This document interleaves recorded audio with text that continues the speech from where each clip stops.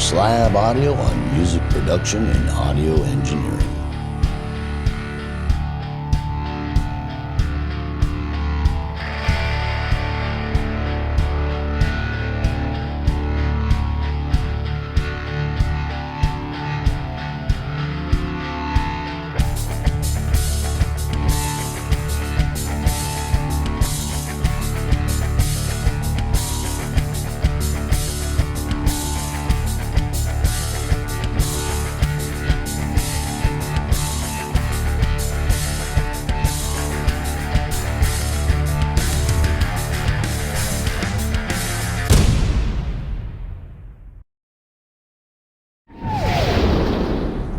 Welcome to Doc Slab Audio and our Insights series. I do believe this is the 9th video in our Insights series, and in this video we want to talk about movie scores and soundtracks to improve as a producer and an engineer.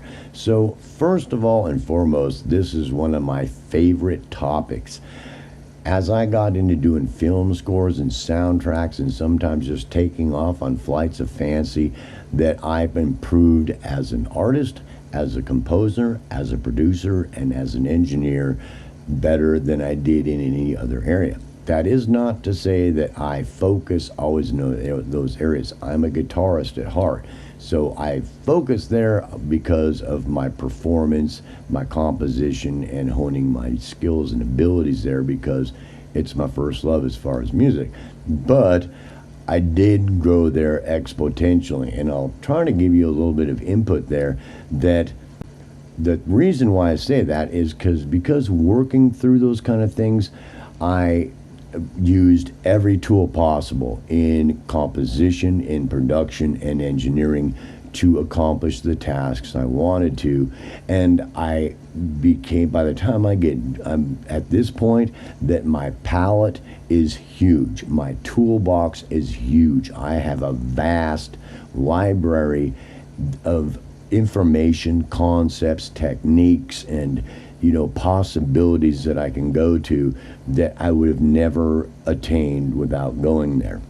So I'm making a short video about this because for those of you who really want to grow, it's a great area to grow in because you are going to deal with so many different things and different movements, transitions, variations, breaks, and concepts and ideologies in all the different areas that we work in to get things done and to do new and cool things.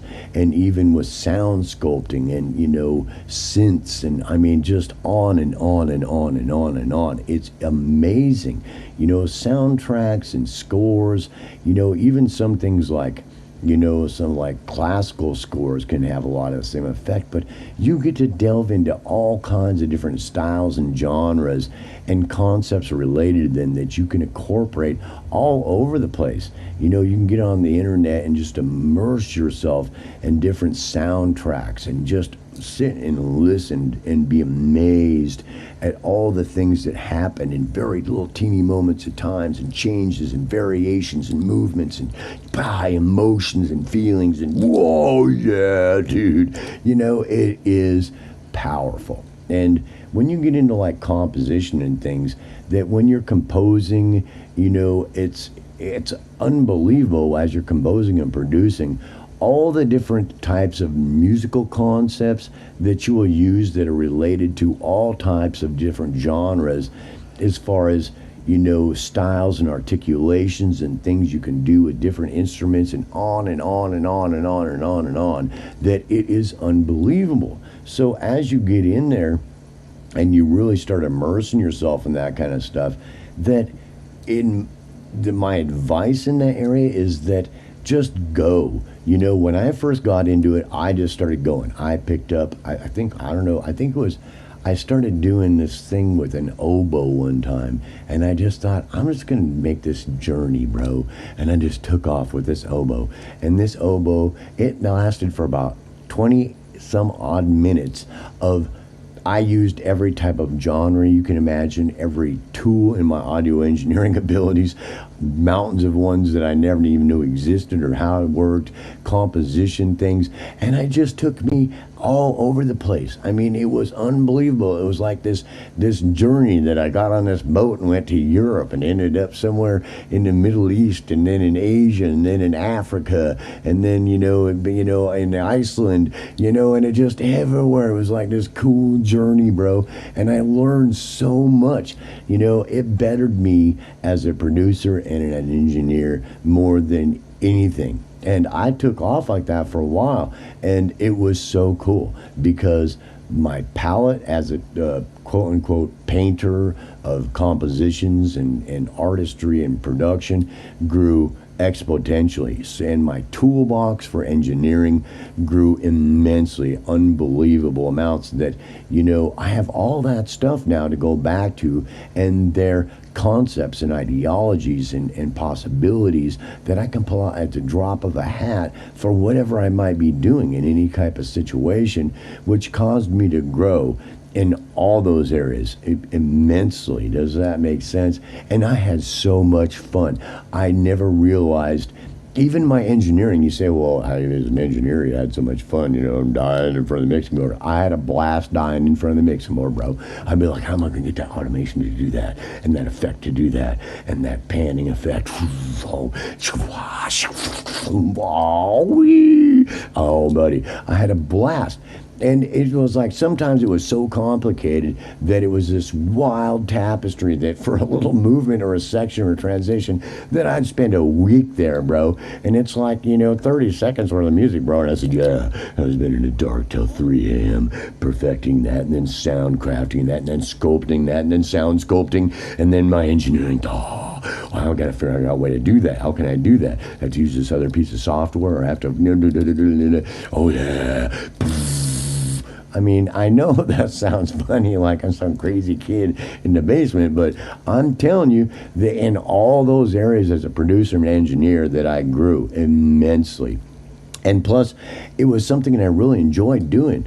Does that make sense? And I focused myself at a couple of times, like, no, I'm going to try to make this for, it's kind of rock anthem oriented. And then there was, like a folk anthem oriented. And then the dance one, I've done some for dance. It was like this dance journey that just went on and on for 15 minutes,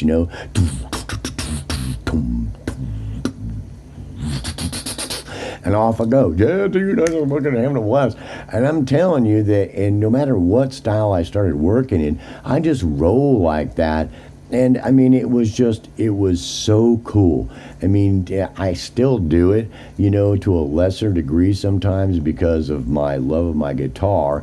But I'm telling you that I grew as a producer and engineer in those areas more than I did in any other area, because I had to, not only did I have to know how everything works and every type of style and genre, but I also had to create things that I was using tools and composition tools and instruments and synths and sound sculpting and everything for things that they were not designed to be used for. And it's like, but I got to get this done, and that thing used kind of backwards, and not that has nothing to do with that tool is made for, but it got that effect done. And learning how to use things for things you'd have never even thought to use that tool for that. It was not done. It's like using a jack and I painted the house with it. Does that make sense? Because you get creative and you get inventive, and you get, your creative juices, your inventive juices get going. Your brain just explodes in fireworks, trying to, get things, little teeny things done.